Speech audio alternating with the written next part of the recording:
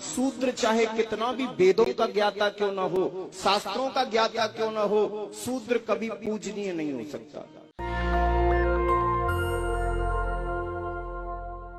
ये वीडियो देखा आपने? चुनाव हारने पर किसी को गुलाल रंग अबीर लगाते देखा है? मिठाई खाते देखा है? बिल्कुल यही हो रहा है बिहार में। ये सब कुछ नजारा है, कम से कम बिहार का जो किला है वो बचा रहेगा, जो अब तक बचा हुआ है, बीजेपी की गिरफ्त में नहीं। और अभी भी फूले पेरियार अंबेडकर, कर्पूरी ठाकुर, लालू यादव, नीतीश कुमार, रामविलास पासवान की जो सोशल जस्टिस वाला बिहार है वो बचा रहेगा। ये मुकेश सहनी है, इनकी पार्टी का नाम था वीआईपी। चिराग पासवान के साथ जो हुआ वही मुकेश सहनी के साथ किया गया। सोचिए, इस देश में फूलन देवी के वंशज, फूलन देवी को मानने वाले, इस देश में निषाद कम्युनिटी बहुत ताकतवर और मार्शल कौम मानी जाती है। उसके नेता के साथ जो सलूक हुआ, कमाल की एकजुटता दिखाई है निषाद कम्युनिटी ने। 30,000 वोट, मतलब एक एक निषाद का कम से कम वोट जो है वो बीजेपी को मिला है। नीतीश कुमार को बीजेपी ने इसी प्लानिंग के तहत कमजोर किया था। कि चिराग पासवान को कहा गया कि आपको बड़ा पद देंगे, नीतीश कुमार जहां जहां से चुनाव लड़ रहे हैं वहां वहां शेड्यूल कास्ट का वोट से उनको रोक लीजिए। बीजेपी को मिला शेड्यूल कास्ट का वोट, लेकिन नीतीश जी को नहीं मिला। नीतीश जी कमजोर हो गए, आरजेडी भी कमजोर हुई। मुकेश सहनी के साथ यही किया गया। मुकेश सहनी ने बीजेपी के साथ यही खेल दोहरा दिया है। अब जो ओबीसी का वोट जो है वो पूरी तरह से या तो नीतीश कुमार के पास जाएगा, आरजेडी के पास जाएगा, या मुकेश सहनी के पास जाएगा। बीजेपी के पास अब आरजेडी का कोई बड़ा प्लेयर, ओबीसी का कोई बड़ा प्लेयर बिहार में नहीं दिख रहा है। इसका मतलब है कि 2024 में कम से कम बीजेपी बिहार से तो उम्मीद न रखे। अगला विधानसभा चुनाव में भी मुझे लगता है कि अभी तक जिस तरह से बिहार में बीजेपी के लिए एंट्री बैन है वो हो सकता है। इसलिए मैं कह रहा हूं कि टीवी अखबार वाला जो आपको कहता है कि बिहार और यूपी में जातिवाद है, दरअसल बिहार और यूपी में जातिवाद के खिलाफ सबसे घनघोर लड़ाई है, क्योंकि वहां शेड्यूल कास्ट, पिछड़ा, ये सब मुख्यमंत्री बन चुके हैं। कर्पूरी ठाकुर हों, रामसुंदर दास हों, लालू यादव हों, ऐसे लोग मुख्यमंत्री बने हैं। तो ये आपको समझना पड़ेगा कि बिहार में सोशल जस्टिस की लड़ाई तमिलनाडु के बाद सबसे मजबूत है, बिहार और यूपी में। काश इस देश में अगर हो जाए तो हर जगह SC ST OBC माइनॉरिटी की अपनी सरकार होगी। नमस्कार, मैं शंभू कुमार सिंह और आप देख रहे हैं नेशनल दस्तक। तो बिहार में बोचहा में एक विधानसभा का बाइपोल हो रहा था। मुकेश सहनी के खाते में वो सीट थी। 4 विधायक वाली पार्टी थी, एक विधायक उनके एक्सपायर कर गए थे, इसलिए बाइपोल हुआ। बाइपोल से ठीक पहले इनके तीनों विधायक को बीजेपी ने मिला लिया। मुकेश सहनी को बाई प्लानिंग सिर्फ 15 महीने की MLC दी गई थी और उनको मंत्रिमंडल से बर्खास्त कर दिया गया। नीतीश जी इस पूरे मामले में अपनी छवि बचाने में कामयाब रहे हैं, उन पर आरोप नहीं लग रहे हैं। सारा आरोप जा रहा है बीजेपी पर, क्योंकि विधायक तीनों बीजेपी में शामिल हुए हैं। अब नतीजा इसका यह भुगतना होगा कि बीजेपी चाह कर भी नीतीश कुमार को नहीं हटा सकती है और 2025 में उसके रास्ते बंद हो गए हैं। एक बात तो है कि बिहार के चुनाव में जीतनराम मांझी, मुकेश सहनी, चिराग पासवान, आरजेडी गठबंधन हो या नीतीश जी का गठबंधन, इन तीनों को तो आपको साथ रखना पड़ेगा। जो साथ रखेगा उसका जो जीत का जो चांसेज है, जीत का जो प्रतिशत है वो ज्यादा बढ़ेगा। आप लोग की क्या प्रतिक्रिया, अपनी प्रतिक्रिया जरूर बताइए।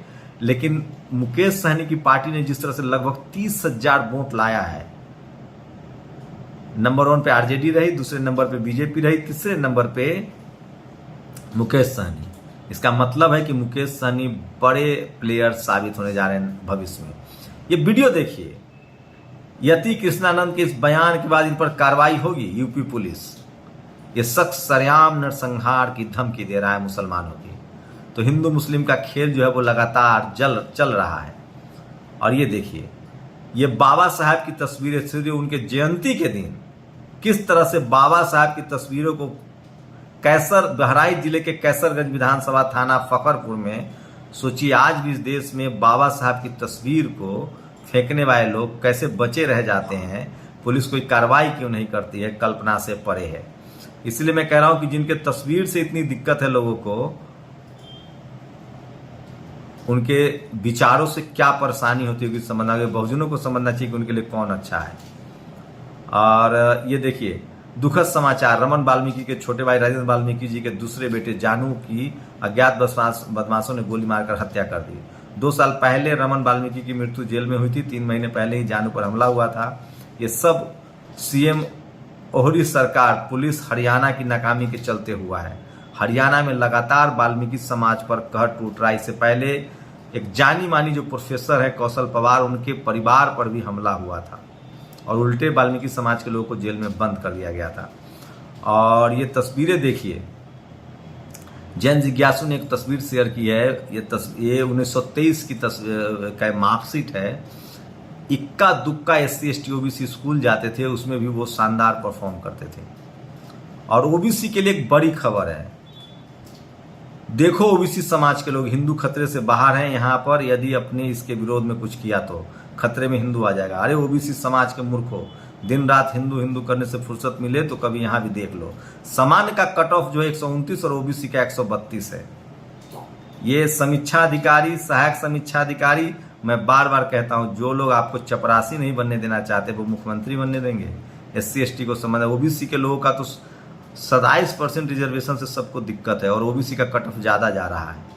UPSC 2020 का कट ऑफ जारी हुआ। CDPO पद के लिए समान वर्ग का कट ऑफ 82 अंक, OBC का 120 अंक। सोचिए मेरिट की बात करते हैं ये लोग। OBC को 120 अंक लाना पड़ रहा है और समान वर्ग के पर्चे पढ़ते नहीं होंगे। और लगातार सोशल मीडिया पर वायरल हो रही है। और हम राम को नहीं मानते, राम कोई भगवान नहीं है, जीतनराम मांझी। सोचिए, तो सुप्रीम कोर्ट ने कह रखा है, जो पेरियार ललई सिंह यादव का सच्ची रामायण वाला केस है, उसमें सुप्रीम कोर्ट ने कहा है, इलाहाबाद हाई कोर्ट ने कहा है कि ये सब पूरा मामला मैथोलॉजी का है। जीतनराम मांझी राम माने न माने ये सवाल नहीं है। सवाल ये है कि जिस सबरी के वंशज कहा जाता है SC ST OBC को हनुमान का वंशज, सवाल है कि सबरी के बेर के पैसे मिले थे कि नहीं। दिलीप मंडल ने सवाल उठाया है। तो ये तमाम बड़ी खबरें थी जो सोशल मीडिया पर। ये महिला देखिए, ये साध्वी है, साधु है, ये साध्वी नहीं है। ये कह रहे हैं कि ज्ञानी जो शूद्र अछूत हैं, मतलब SC ST OBC का ज्ञानी भी है तो उनको मत पूजिए, और अगर कोई ब्राह्मण अनपढ़ गवार भी है तो उसको पूजिए। आप ऐसे धर्म में रहना चाहेंगे? ये वीडियो सुन लीजिए। शूद्र चाहे कितना भी वेदों का ज्ञाता क्यों न हो, शास्त्रों का ज्ञाता क्यों न हो, शूद्र कभी पूजनीय नहीं हो सकता। और नाचते रहो नाचने वालों, सत्यन सत्यार्थी। देखिए बाबा साहब को किस तरह से RSS ने अब अपना लिया है। ये तस्वीरें हैं और सोशल मीडिया पर वायरल हैं। और तो इसलिए मैं बार बार कहता हूं कि सोशल मीडिया ही सच्चा मीडिया है, सोशल मीडिया ही असली मीडिया है। आप लोग की क्या प्रतिक्रिया, अपनी प्रतिक्रिया जरूर दीजिए। और आज की तमाम सबसे बड़ी और चौंकाने वाली खबर बिहार से है। उम्मीद जग गई कि कम से कम बिहार में SC ST OBC माइनॉरिटी के लोग एकजुट हैं और बीजेपी के लिए अब लग रहा है कि वहां मुश्किल होने वाली है। इंदिरा गांधी के खिलाफ भी आवाज बिहार से उठी थी। हो सकता है मोदी जी का रथ जो है वो बिहार से ही रोकना शुरू हो जाए। लग तो ऐसे रहा, अगर चिराग पासवान और मुकेश सहनी और जीतनराम मांझी या चंद्रशेखर, ये तमाम SC ST OBC माइनॉरिटी के लोग एक साथ चुनाव लड़े तो बिहार में वो चीज नहीं हो सकता है जो यूपी में किया गया है। आप लोग की क्या प्रतिक्रिया, अपनी प्रतिक्रिया जोड़ दीजिए। शुक्रिया। नेशनल दस्तक की आपसे गुजारिश है कि अगर इसको बचाना चाहते हैं तो नेशनल दस्तक को सब्सक्राइब करने के लिए रेड कलर के सब्सक्राइब बटन को दबाएं, फिर बेल आइकन की घंटी दबाएं। नेशनल दस्तक को बचाने के लिए बहुत जरूरी है कि हर खबर को शेयर करें, लाइक करें, कमेंट जरूर करें।